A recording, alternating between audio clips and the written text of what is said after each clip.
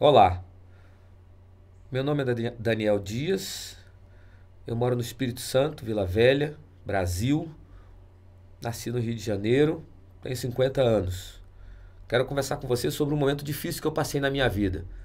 E você pode até mesmo estar passando, ou até vir a passar.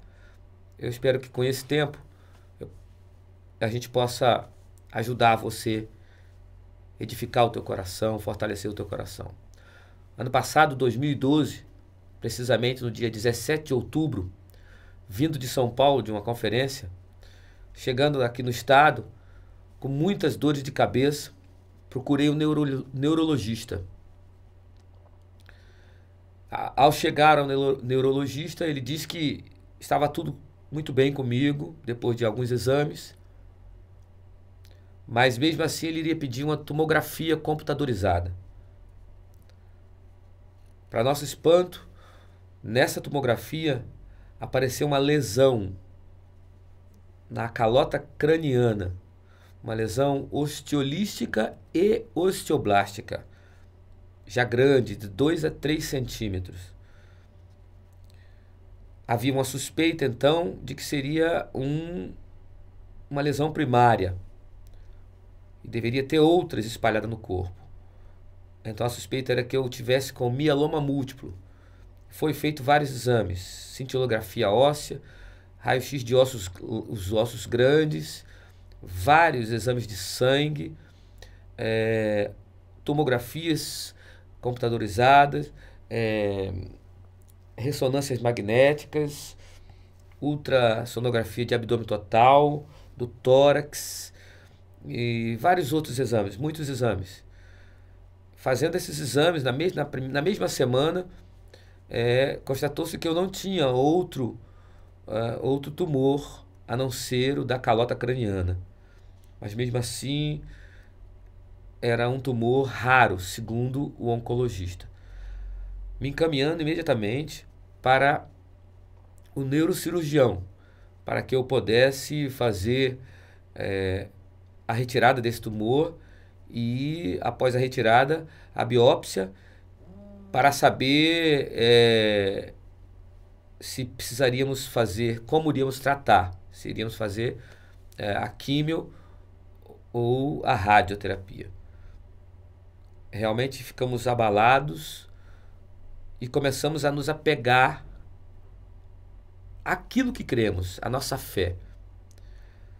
A Bíblia Sagrada diz que em Hebreus 11, a fé é o firme fundamento das coisas que se esperam, mas não se vê ainda. E no próprio Hebreus diz que é impossível agradar a Deus sem fé. Nós começamos então a colocar em prática a nossa fé, que é pequena. Mas a Bíblia diz que se for do tamanho de um grão de mostarda, vai pedir para montes se transportarem de um lado a outro, e isso vai acontecer. Então nós começamos então a buscar os médicos, e o que a gente entendeu é que as portas começaram a se fechar. O plano liberou, mas nós não conseguíamos um momento para fazer essa cirurgia, porque os médicos, alguns se negavam, não tinham entendimento daquele tipo de lesão, outros que estavam prontos tiveram problemas, o filho nasceu com problemas, enfim, as portas começaram a se fechar. E nós começamos a buscar a Deus e saber o motivo dessa lesão, qual seria o motivo, aonde ela teria entrado em nosso corpo. Mas o que nós entendíamos é que Deus falava ao nosso coração é que ainda não tinha chegado a nossa hora. Muitas madrugadas acordado, buscando a face de Deus, muito choro. Talvez você esteja passando por um momento difícil assim. Mas nós começamos a entender que precisávamos crer que o nosso Deus Pai, quer e pode nos livrar dessa enfermidade. E Deus começou a fazer uma obra. Muitas dores de cabeça continuavam. E nós começamos e continuamos a fazer o nosso trabalho normal, tanto no trabalho secular como o trabalho que fazemos na nossa igreja. E o Senhor começou a agir sem que nós percebêssemos. Passaram 3 meses, 4 meses, 5 meses. E o nosso médico oncologista que tinha nos encaminhado ao neuro nos ligou para saber, porque precisaria continuar o tratamento depois da cirurgia, e nós dissemos para ele que ainda não tínhamos feito cirurgia. Imediatamente ele nos chama de volta para que nós fizéssemos uma outra tomografia, porque ele teria certeza que esse tumor já tinha invadido o nosso cérebro. Mas Deus é fiel. A Bíblia diz em Isaías 64:4 que desde a antiguidade nunca se ouviu com os ouvidos, nem se viu com os olhos, um Deus que trabalha por aqueles que por Ele espera. E nós continuamos a orar, a jejuar, a pedir a Deus. E Deus começando a fazer a sua obra, porque a Bíblia diz que, em Filipenses 1:6, diz que Ele começou uma boa obra e Ele mesmo aperfeiçoa. Então, confiados em Deus, fomos até aquele médico, o oncologista, e ele manda a gente fazer uma nova tomografia com urgência na melhor clínica radiológica aqui do estado.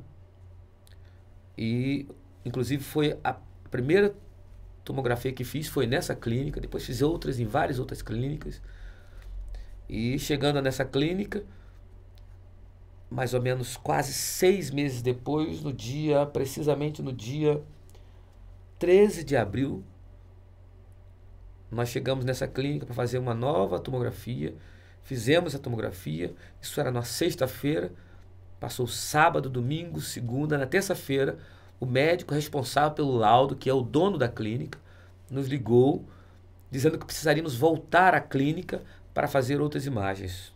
Na quarta-feira, então, de manhã, estivemos na clínica para fazer outras imagens, feita mais uma tomografia, não achando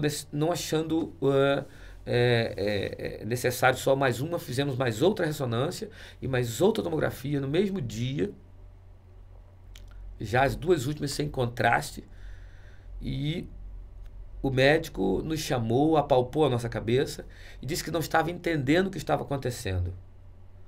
E a gente ainda com muita dor de cabeça. E o médico radiologista pediu para que eu desse um tempo, para que ele me entregasse o resultado somente à tarde. E aí eu perguntei a ele, qual é o motivo, doutor? E ele disse que há 6 meses atrás ele tinha dado um laudo para mim, e não só ele, mas vários outros médicos, como ele estava vendo os meus exames, que eu tinha um tumor na calota craniana, e agora ele não estava mais achando esse tumor. O que havia no lugar desse tumor era uma cicatriz, como se eu tivesse sido operado, mas a minha cabeça não tinha sido aberta. Isso deixou ele muito impactado e ele não sabia o que responder, buscaria consulta em outros médicos, inclusive professores dele. À tarde, quando fui buscar o exame, realmente constatou que não havia mais a lesão, não havia mais o tumor na minha calota craniana. Ao invés de aquilo crescer, o Senhor arrancou aquilo da calota craniana. No outro dia, na quinta-feira, ao chegar ao consultório do oncologista, ele não acreditava no que estava vendo. Eu disse para ele que nós temos um Deus soberano, que pode tudo em todos. A Bíblia Sagrada diz, em Atos capítulo 3, que existia um coxo que era nascido coxo, que era colocado desde o início da sua vida na porta do templo chamada Formosa, para pedir esmolas. Então, todos os dias ele estava na porta do templo. Mas em um determinado dia, o apóstolo Pedro e João iam para orar, e antes dele ser colocado no chão, ele viu aqueles 2 apóstolos e pediu esmola. A verdade é que aquele coxo não sabia que seria a última vez que ele iria estar pedindo esmola ali. Ele estava no lugar certo, no tempo certo. Mas ele precisaria descobrir o propósito. E a Bíblia diz que ele pediu a esmola para aqueles homens, e aqueles homens disseram, não tenho prata nem ouro, mas o que tenho eu te dou. Em nome de Jesus Cristo de Nazaré, levanta e anda. E a Bíblia diz que aquele homem levantou, andou, entrou na igreja, saltou, glorificou o Senhor. Aquele era o propósito da sua cura. Talvez o Senhor queira, neste dia, mostrar para você que há um propósito para que Ele te cure. A partir daquele momento que eu saí do consultório médico, nunca mais tive dor de cabeça. Perguntei ao médico se eu precisava voltar a ele. Ele falou, não, você está curado. Você não tem nenhuma mais necessidade de estar aqui. Ele fez um laudo onde atestou que eu não precisaria de cirurgia, não tinha mais nenhum câncer na minha calota craniana. Quando saí propagando o Evangelho de Cristo, falando que Jesus Cristo salva, cura e liberta.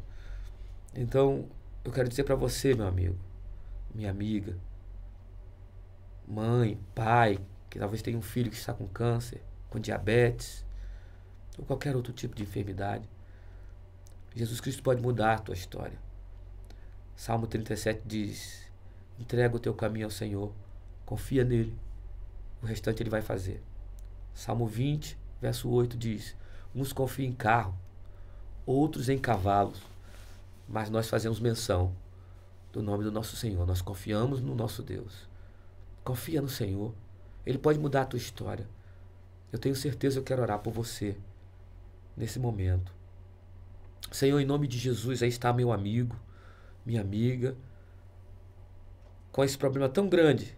Problema esse que eu já passei. Tempo muito difícil que talvez ele esteja passando. Quem sabe está chorando nesse momento. Ó, eterno Deus, em nome de Jesus, Tu pode mudar essa história. Que essa pessoa tenha entendido essa palavra.